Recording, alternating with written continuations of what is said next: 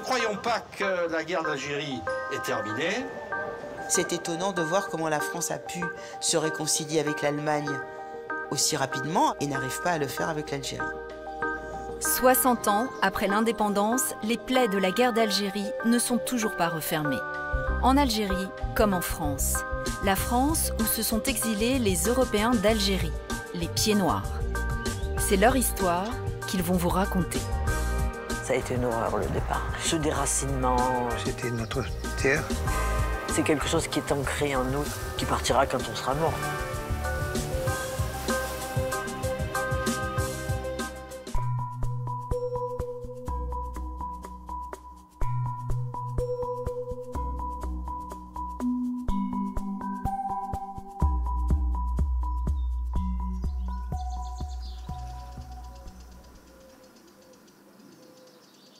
Il n'y a personne aujourd'hui, hein? Non, personne. Il y a nous.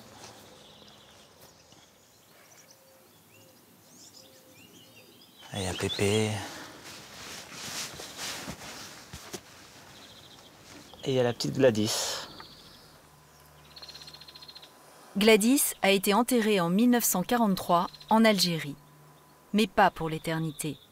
Car André Moyot décide, avant de quitter le pays en 1962, de partir avec les corps de sa famille proche.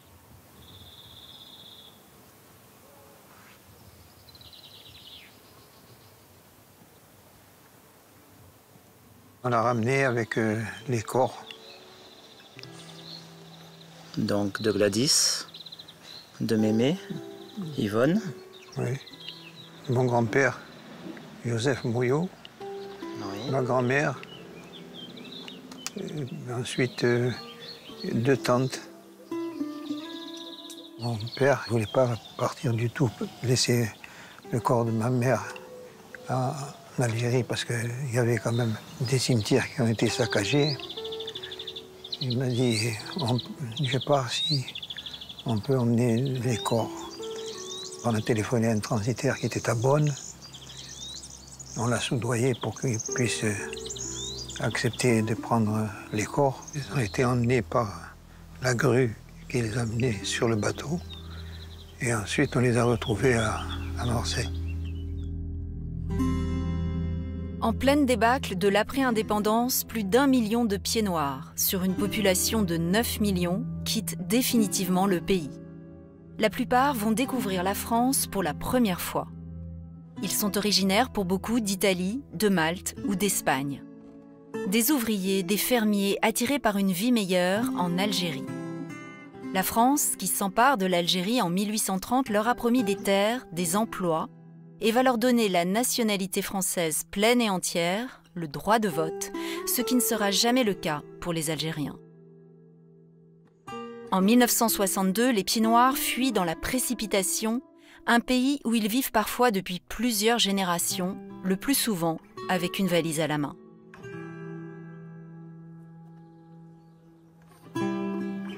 André Moyot, lui, parvient à rapatrier sans les déclarer 6 cercueils cachés dans un conteneur.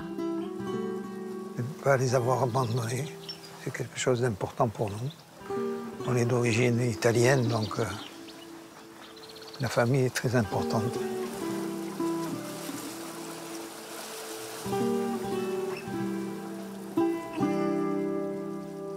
Cette histoire est tellement belle d'avoir pu ramener les corps. Pour nous, c'est une grande fierté. Chaque fois que nous venons ici, ça rappelle un peu l'Algérie, quoi. Je suis né en France, je vis à travers l'histoire qui m'a été racontée. J'aurais voulu voir où ils travaillaient, où ils ont vécu. Ça a toujours été un manque. Papa n'a pas voulu y retourner. Non, parce que il avait trop peur d'être à nouveau pris par cette ambiance et me dire que retourner, c'était peut-être facile, mais pour repartir, c'était encore beaucoup plus difficile. Le départ d'Algérie, toujours un traumatisme pour André comme pour la plupart des rapatriés. Ils partent en quelques mois par peur des représailles après 7 années d'une guerre extrêmement violente. Une guerre où ont péri au moins 250 000 Algériens, des combattants du FLN, le Front de Libération Nationale, et surtout des civils algériens. 25 000 militaires français et 10 000 pieds noirs. Des mois d'atrocités qui ont mis les deux communautés à feu et à sang. Les exactions de l'armée française d'un côté, de l'autre, les attentats meurtriers des combattants algériens contre les Européens. Et on est né en Algérie, c'est pas de notre faute. La colonisation, elle existait avant nous. Et ensuite, bien sûr, c'était peut-être pas ce qu'il fallait faire. Je sais pas. C'est la déchirure de ta vie, ça? Oui. Voilà. Allez, bien. À l'automne 62, c'est ici, à Carnoux, que s'installe André avec sa jeune épouse. Une petite route de Provence, comme toutes les autres, à 20 km de Marseille, tout près du petit port de Cassis. Peu de Marseillais, pourtant, savent qu'au bout, il y a une ville toute neuve, la dernière née des communes de France, Carnoux, la ville des rapatriés, des pieds noirs. C'est une vaste friche où André et les premiers arrivants vont bâtir en quelques années une petite commune. Où ils recréent l'atmosphère qu'ils ont connue, des toits-terrasses comme en Algérie, une église baptisée Notre-Dame d'Afrique en hommage à la cathédrale d'Alger. Aujourd'hui encore, la mairie rénovée a conservé des formes mauresques. Mais les rapatriés et leurs descendants sont de moins en moins nombreux, la moitié de la population.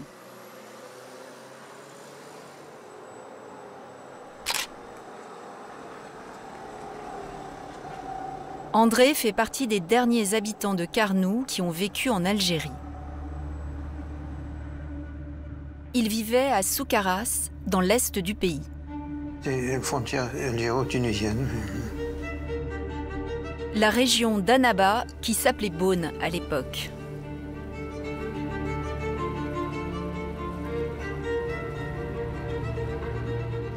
Dans la maison d'André et sa femme, quelques tableaux évoquent l'Algérie. Mais de souvenirs, ils n'ont emporté avec eux que de rares photos.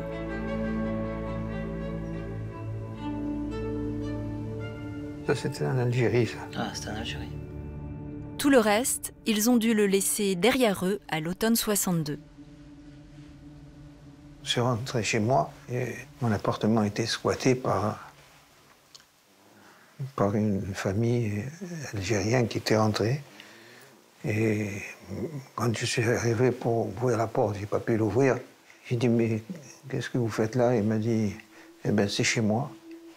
J'ai dit, mais comment c'est chez moi? C'est à moi. J'ai mon appartement, j'ai mon linge et tout. Non, non, tu n'as plus rien ici, c'est à moi. Alors j'ai compris qu'il fallait qu'on parte. Depuis 62, je suis là. C'était difficile à l'époque. Hein. On a commencé comme des pionniers. À Carnoux, il n'y avait rien. Mais j'ai vu que c'était un grand chantier ouvert. Je me suis dit, c'est là où je pourrais travailler. La petite ferronnerie d'André a grandi. Aujourd'hui, elle a été reprise par son fils, mais on y trouve encore des outils qu'il a embarqués avec les cercueils de sa famille en 62.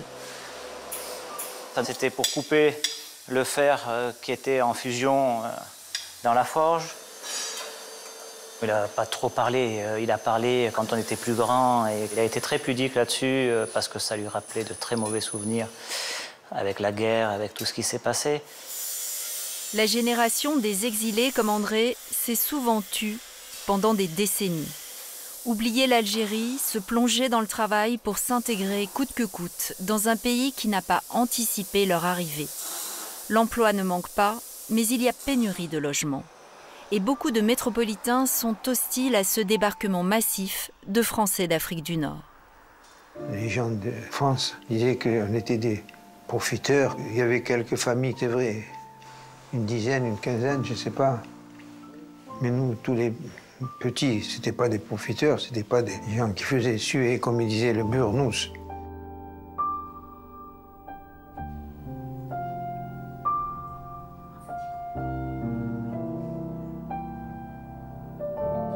Le sentiment d'avoir été les incompris, les oubliés de la tragédie algérienne marque la mémoire pied-noir.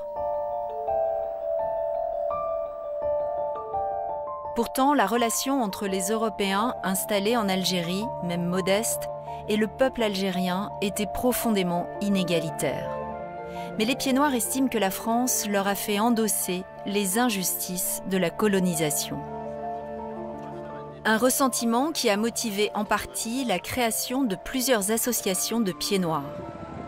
Elles réunissaient leurs maigres troupes le 26 mars à Carnoux pour commémorer la tuerie de la rue d'Isly en 62. C'est la dernière ou pas? Je ne sais pas. Écoutez, on va déjà faire celle-là de cérémonie. Vous la faites celle-là, et puis après... les prochaines, on verra. Hein. Le 26 mars 62, des soldats français chargés du maintien de l'ordre tirent sur des compatriotes. Des partisans de l'Algérie française descendus dans les rues d'Alger après la signature des accords d'Évian, qui ont mis fin officiellement à la guerre et ouvrent la voie à l'indépendance. Plus de 60 civils sont tués et 200 sont blessés.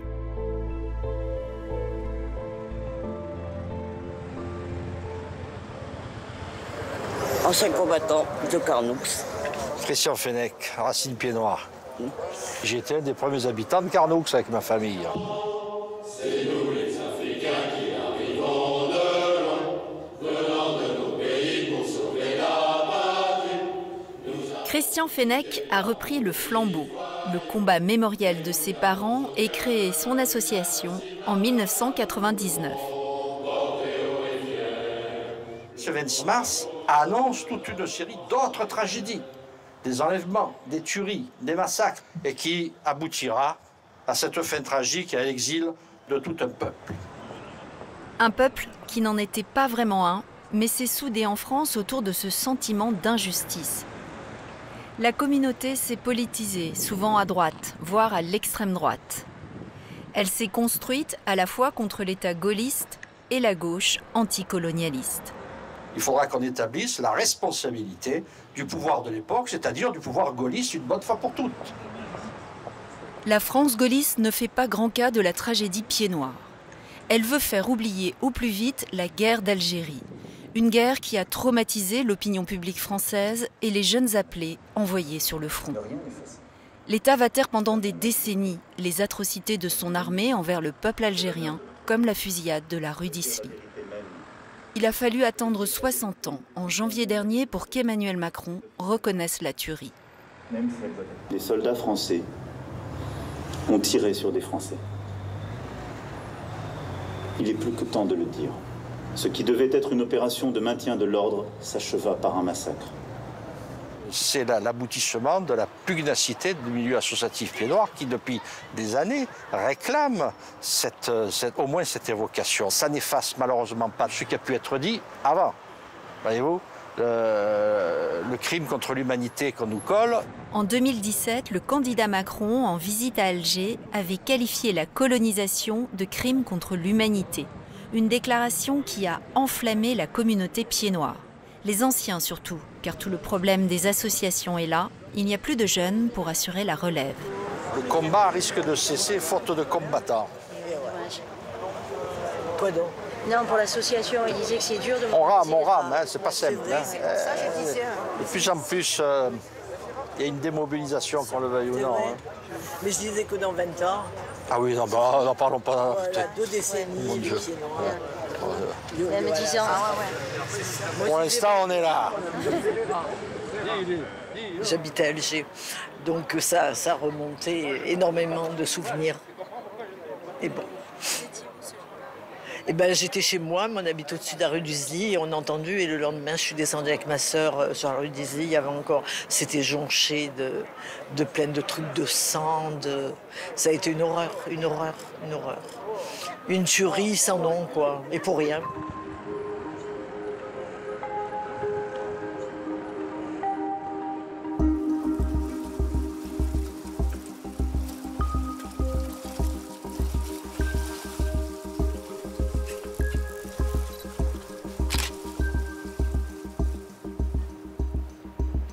Je garde une immense tendresse pour l'Algérie. C'est ma terre natale.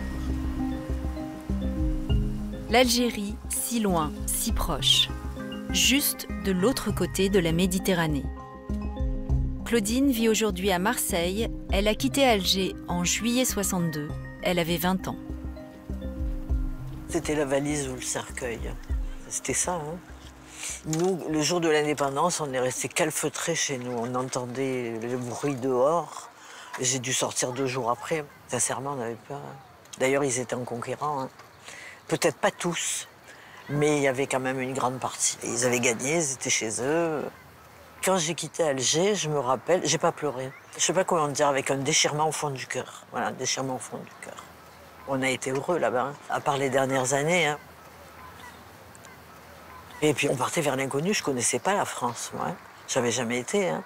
Pas de travail, pas d'appartement, pas d'argent. Pas d'argent, on n'avait pas d'argent, hein. On n'avait rien. Hein. Donc il a tout fallu reconstruire. Mais bon, on était jeunes. Au fil des années, j'ai compris quand même certaines choses, voilà. Mais nous, on était dans le feu de l'action, on était chez nous. Moi, je me rappelle, le soir, on faisait les casseroles, hein. Algérie française, on a tous fait ça, hein. On a tous rampé là-dedans. On essayait de défendre notre pays, de vouloir rester français. Peut-être encore plus que vous. Et de pas partir, On gardera ça jamais en nous.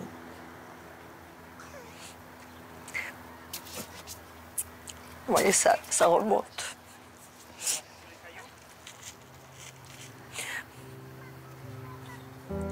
Ouais. C'est un moment d'émotion. Donc vous voyez, 60 ans après, ce que ça fait, voilà, de revivre, hein.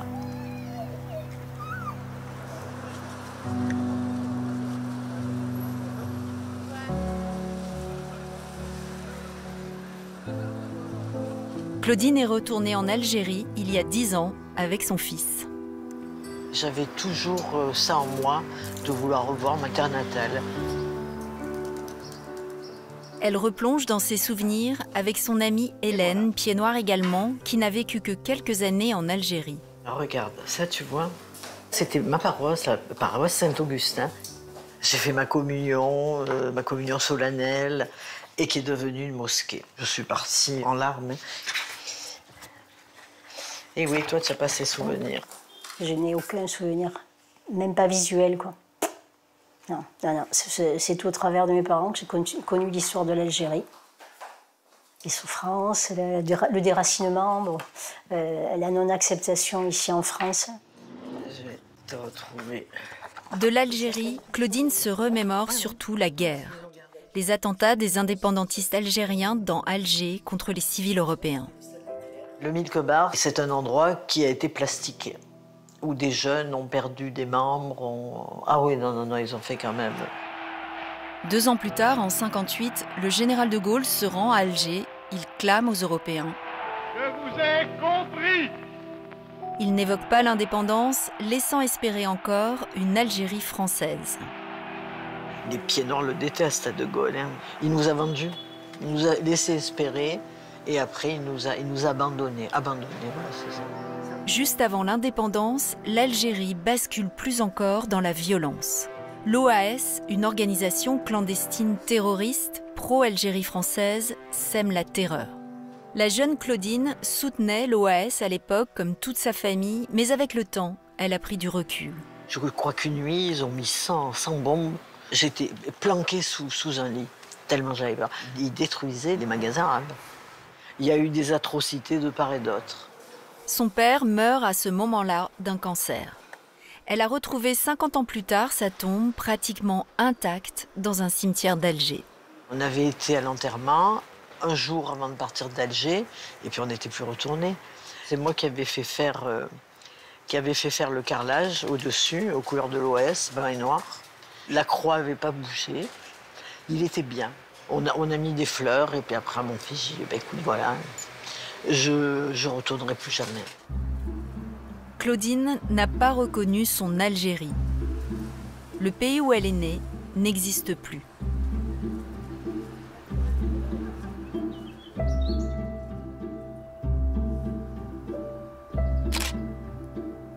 Christian, lui, n'a pas vécu en Algérie.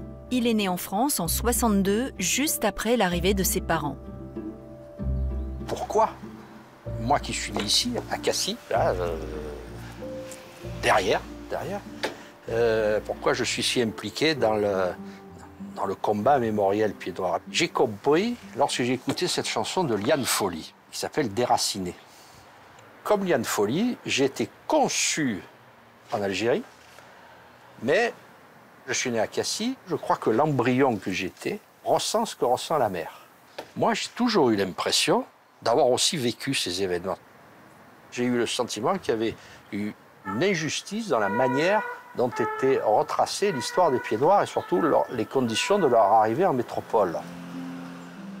La deuxième génération, celle de Christian, a souvent repris à son compte les discours des parents sur une colonisation où il n'y avait pas que du mauvais. Elle a partagé aussi leurs blessures, leurs griefs à l'égard de l'État français. L'indépendance, à mon avis, elle était inéluctable. Le souci n'est pas là. Le souci, c'est les conditions de l'indépendance. Lorsque De Gaulle prend le pouvoir en 1958, il a encore dans les mains toutes les clés. Je pense que oui, il aurait été possible de maintenir la communauté européenne. Et je pense que l'Algérie aurait gagné. Se raccrocher à cette idée qu'un autre avenir était possible. Une façon de maintenir en vie l'existence même de la communauté Pieds Noirs, son identité. Une identité qui est complexe pourtant, à l'image de ce nom, Pieds Noirs, dont on ne sait pas vraiment d'où il vient. C'est un mystère. Ce qui est sûr, voilà, c'est ça, c'est que c'est un sobriquet qui est donné essentiellement à la base par des métropolitains, et c'est une insulte à l'égard des Français d'Algérie. Et ce qui est intéressant, c'est que ces mêmes Français d'Algérie vont reprendre cette insulte à leur compte pour en faire aussi maintenant un terme de gloire et d'honneur. On le prend et on en fait notre identité.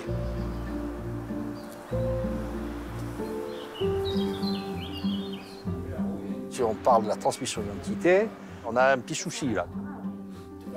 Ça, c'est le mariage de tes grands-parents. Ça, ce sont mes arrière-grands-parents. Le neveu de Christian, jeune étudiant, incarne bien la troisième génération.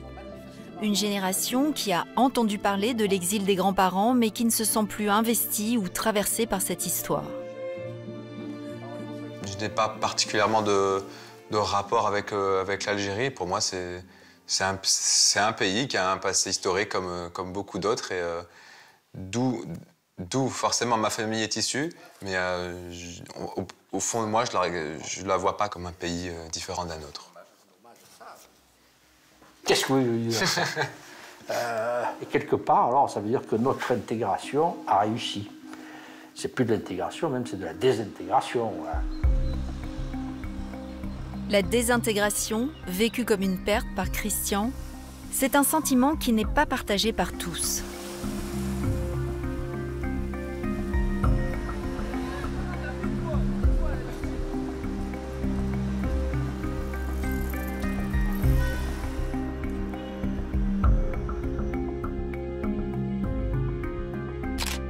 Danielle Michel Chiche, elle, a quitté l'Algérie sans regret en 1962. Elle avait 10 ans et voulait oublier la guerre d'Algérie. Une guerre qui l'a marquée dans sa chair à vie. Elle est la plus jeune victime de l'attentat du Milk Bar à Alger en 1956. Le premier grand attentat du FLN contre des civils européens. Elle perd une jambe et sa grand-mère est tuée par l'explosion. J'ai juste le souvenir, non pas de l'explosion, mais qu'après, je cherchais ma grand-mère, je ne la voyais pas, je criais, m'aimais, et j'avais l'impression qu'aucun son ne sortait de ma bouche. Et j'ai compris beaucoup plus tard qu'en fait, j'avais dû avoir les tympans un peu secoués par l'explosion et que je devais hurler comme une folle, mais moi, je ne m'entendais pas. Et c'est le seul souvenir que j'ai, c'est cette panique de ne pas la voir. Je pense que j'ai été projetée parce que j'étais petite. On était assises à la table sous laquelle était posé le sac avec la bombe. C'était peut-être ma chance aussi d'avoir eu 5 ans. Je suis restée 6 mois à l'hôpital, mais après, une fois qu'on m'a appareillée, j'ai marché et puis j'étais une petite fille qui avait envie de jouer, de vivre. Mais une petite fille qui va vivre au cœur des tumultes. des violences grandissantes qui secouent Alger. Les souvenirs les plus violents que j'ai, c'est la dernière année et c'est les exactions de l'OAS. Un matin, en allant à l'école, on longeait un marché qui était près de la maison. Tous les vendeurs arabes étaient morts, avachis sur leur étal. Ils avaient tous été fusillés. Donc j'étais contente de partir parce que ça allait être une vie plus normale quand même. Hein. Et puis parce que j'en avais assez de porter cette histoire de la petite fille du milk bar. Je pense que dans l'avion du retour, j'étais la seule à être contente. Probablement, tout le monde pleurait. Enfin, j'ai ce souvenir quand même que oui, les adultes laissaient leur vie derrière eux. Il n'y a pas de rancune, ni rancœur, ni de colère. Et je me suis construite à l'inverse de mes parents. Eux, ils ont vécu dans la tristesse et dans la colère et dans la rancœur. Et moi, comme j'avais choisi le parti de vivre, j'ai fait mon chemin sans regarder tout le temps dans le rétroviseur et donc sans avoir de colère.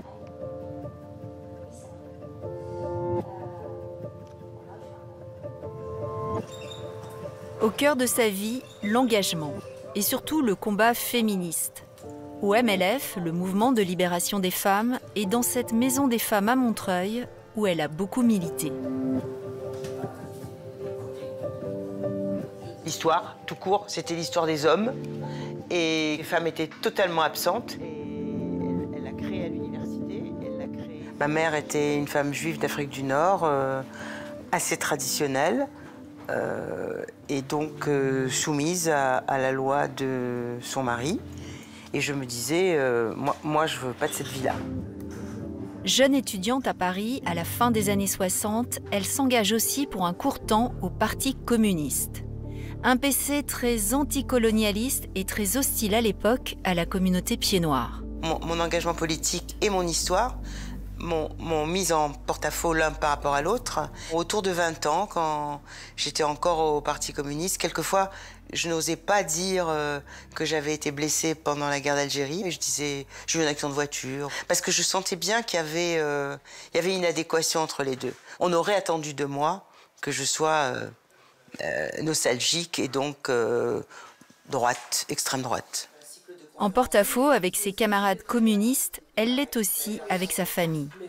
Ma famille, je ne supportais pas bien non plus mon engagement. Ma famille, bien sûr, aurait préféré que l'Algérie reste française parce que c'était leur pays. Ils n'en connaissaient pas d'autres. Ils ne comprenaient vraiment pas pourquoi ils devaient quitter leur pays. Quand ils disaient chez nous, ça voulait dire l'Algérie. Et à chaque fois, je les reprenais et je disais, mais non, chez vous, c'est ici. Non, non, chez nous, c'est là-bas.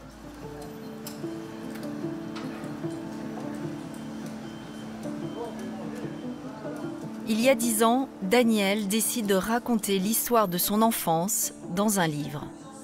Un récit intimiste et politique. Une lettre ouverte à la combattante du FLN Zora Drif qui a posé la bombe au Milk Bar. Ça me permettait de poser une question politique à la poseuse de bombes. Vous aviez raison de vous rebeller contre la colonisation. C'était dans le cours de l'histoire. Maintenant, fallait-il vous en prendre à la population civile? Question des justes dans Camus. Est-ce que la fin justifie tous les moyens? Le dialogue n'a pas eu lieu parce que Zora Drif, il faut appeler les choses par leur nom, est une apparatchik. Elle est une des rares à avoir fait une carrière de 1962 jusqu'à aujourd'hui, puisqu'elle vient très récemment de cesser d'être vice-présidente du Sénat algérien. Et donc, elle est un peu dans la statue de la commandeur. Donc, elle ne veut pas me parler. Elle me dit, la réponse officielle, c'est « Adressez-vous aux autorités de votre pays. C'est eux qui sont responsables de ce qui vous est arrivé, c'est pas moi. » En vain, Daniel a cherché à communiquer après la parution de son livre avec Zora Drif. Mais je dois vous dire que oui, vous avez tué ma grand-mère et vous m'avez arraché une jambe. Alors je le dis sans haine. Si vous reconnaissez ça, vous en sortiriez grandi et nous pourrions attaquer une phase positive du débat entre la France et l'Algérie. Je vais encore certainement vous choquer et très honnêtement. Ce problème, c'est à avoir, je vais le poser. Elle n'a pas beaucoup d'humanité, c'est clair.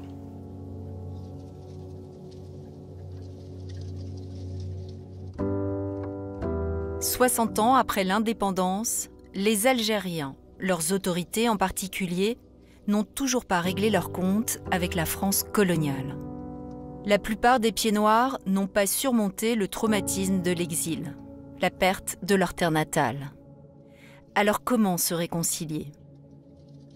Pour qu'il y ait réconciliation entre la France et l'Algérie et entre nos deux histoires, peut-être faudra-t-il qu'au moins certains protagonistes meurent, mais je n'en suis pas absolument certaine parce que les générations suivantes sont encore formées avec la lecture de l'histoire de ces gens-là. La revanche prise sur la France nous a opprimés, etc. Ce qui est vrai, la France était la puissance colonisatrice, mais on n'enseigne pas la guerre comme ayant été faite des deux côtés. On voit bien qu'en France, ça a pris déjà beaucoup de temps pour enseigner la guerre d'Algérie et pour reconnaître certaines exactions de l'armée française, etc. Maintenant, il faut écrire l'histoire ensemble. Qu'est-ce qui reste des pieds noirs? J'ai transmis à mes enfants le fait que je suis une méditerranéenne. Je suis une juive laïque de Méditerranée. Il va y avoir des choses qui vont être transmises de manière diffuse, inconsciente aussi. On sera tous réunis à nouveau au cimetière. C'est terminé. On n'entendra plus parler des pieds noirs. Ça s'éteindra.